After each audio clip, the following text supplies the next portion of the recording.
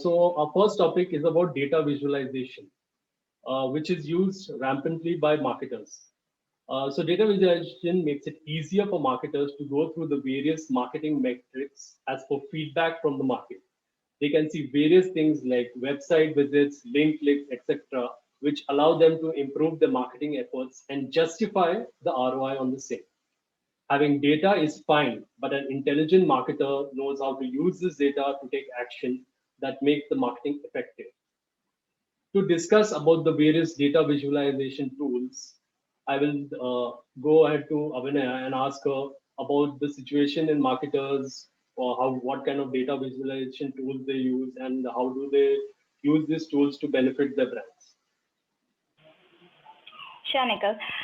So data visualization is basically, we all love pictures, rather than talking in terms of text or talking in terms of, pages after pages. We all love pictures. We love to see pictures, and that's where, whatever we say in terms of pictures or visually represented is more has a much more impact than what you say through text or in terms of words. So that's where data visualization is also into picture. So we as marketers have tons and tons of data to be processed, um, to be filtered and take insights from it. So it doesn't matter if you have so much of data as a marketer. It's when you process it in the right way, and it's when you derive rightful information for your audience. So that's why data visualization is into picture. So where you can visualize all the data in terms of, which can be presented in a more interactive way, more appealing way.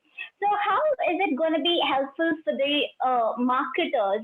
How they can use it is there are a lot of tools starting from Google reports, starting from Google Analytics also, some or the other way it shows data visualization, not very promptly like other tools like Power BI or Tableau, but it also shows to a certain extent. What they can do, what we can do as marketers is how we can derive these data and present it to the audiences in terms of end user or even the stakeholders or even the employees or investors. When you take all these data and present them visually to the point, they will be able to know your brand in a better way, and they will also be very firm that you know what you're doing as a brand or as a business. So when it comes to investors, they will have a very strong opinion that they can invest in your brand.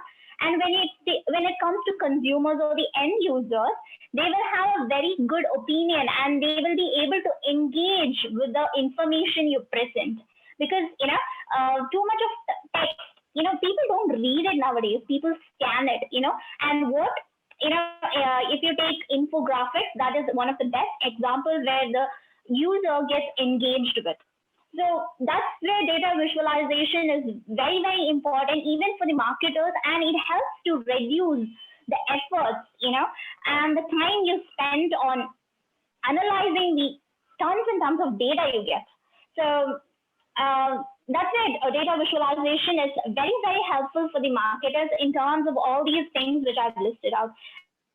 And also one important point which I would insist on is, when you see loads and loads of data, there is a high possibility that you would miss something which is very, very critical and important.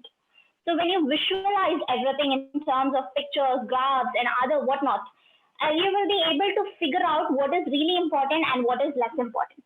So definitely as a marketer, I would, especially for a budding marketers, I would advise them to get a hang of the data visualization tools. That's right. Data visualization, I feel with the Google Analytics tool, which is I would say, a free tool. So any marketing student can use this particular tool.